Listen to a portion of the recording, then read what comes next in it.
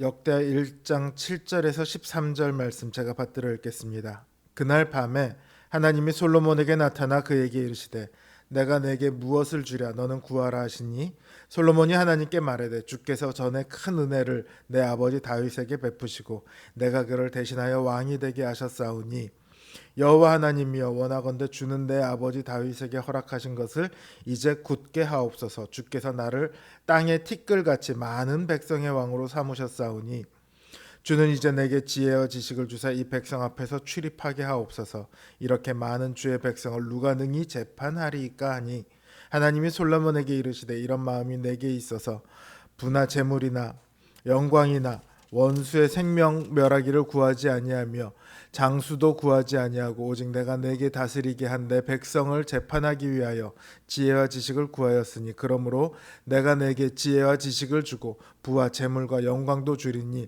내 전의 왕들도 이런 일이 없거니와 내 후에도 이런 일이 없으리라 하시니라. 이에 솔로몬이 기브온 산당 회막 앞에서부터 예루살렘으로 돌아와서 이스라엘을 다스렸더라. 아멘. 몇 년 전 코로나19로 인해 전 세계가 팬데믹에 빠졌었죠. 이 시기 동안 많은 일들이 일어났었습니다. 특히 교회와 관련해서는요. 많은 교회의 교인들이 줄어들었어요. 헌금이 줄어들었고요. 안타깝게 문을 닫게 된 교회들도 많이 있었습니다. 그래서 목사님들에게 코로나19라고 하면 사실 부정적인 생각이 먼저 들어요. 그런데 반대로 놀라운 일도 있었습니다. 코펜하겐 대학교의 연구에 따르면요, 이 기간 동안 95개 국가에서 기도에 대한 인터넷 검색이 기하급수적으로 증가했다고 합니다. 그냥 조금 늘었다가 아니라 기하급수적으로 늘었대요. 인간의 힘으로 어떻게 할 수 없는 상황 속에서 인간들은 결국 신을 찾고 신에게 도움을 구하게 되는 거죠.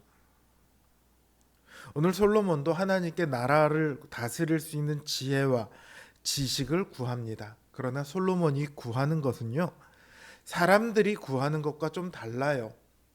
오늘 본문을 보시면 솔로몬이 먼저 하나님께 제발 나에게 지혜를 주시옵소서 이렇게 구한 것이 아니거든요. 솔로몬이 한 것은요, 하나님 앞에서 왕으로서 번제를 드린 것뿐입니다.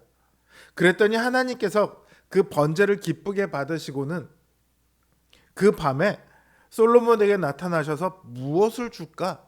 너는 구해라 이렇게 말씀을 하세요. 순서가 다르죠. 솔로몬은 무언가를 구하기 위해 하나님을 찾은 것이 아닙니다. 하나님을 먼저 찾았더니 하나님께서 그래? 그럼 이젠 넌 구해 이렇게 말씀하셨어요. 이 순서의 차이가요, 세상 종교와 기독교의 차이입니다. 세상 사람들은 구하기 위해 신을 찾습니다. 무언가를 바라고 신을 열심히 찾습니다. 그러나 그들은 신을 찾지 못합니다. 이 세상의 유일한 신이신 하나님께서 만나주시지 않기 때문입니다.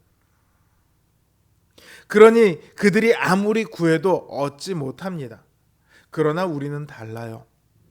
하나님께서는 우리를 만나주세요. 우리가 찾으면 만나시겠다는 약속이 바로 성전의 약속입니다. 하나님께서는 우리를 만나시고 그러니 당연히 우리가 구하는 것도 들으시죠. 만약 오늘 밤 하나님께서 여러분에게 나타나셔서 무엇을 주랴 너는 구하라 이렇게 말씀하신다면 여러분은 무엇을 구하시겠습니까?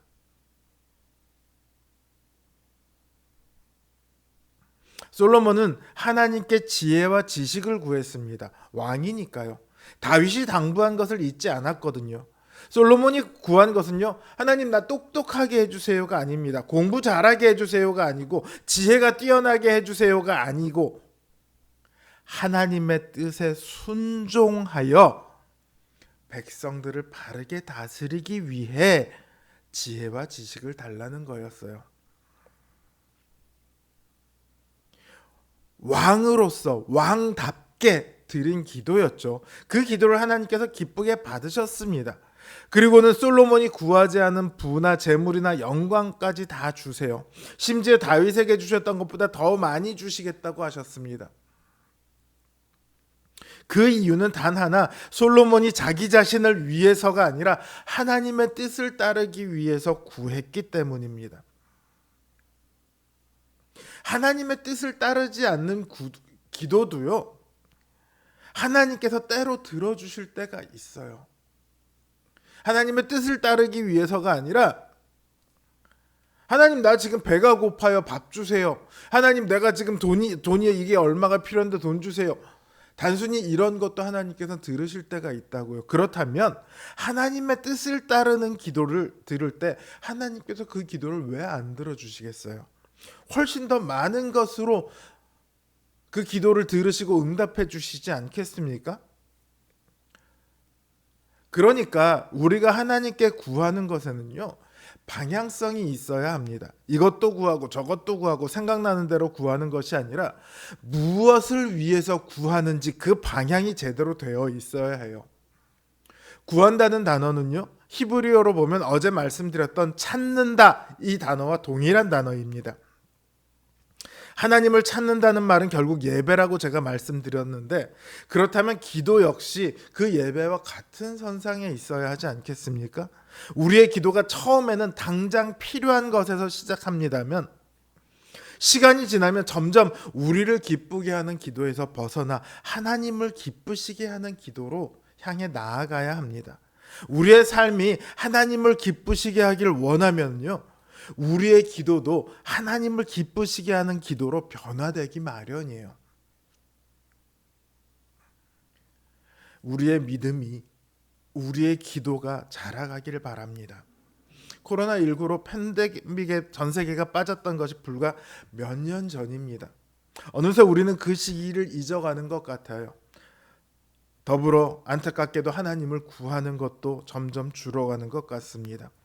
우리의 삶이 하나님을 찾고 구하는 삶이길 바랍니다. 그래서 우리의 삶도 우리의 기도도 하나님을 기쁘시게 하는 우리 성도님들 되시길 주님의 이름으로 기원합니다.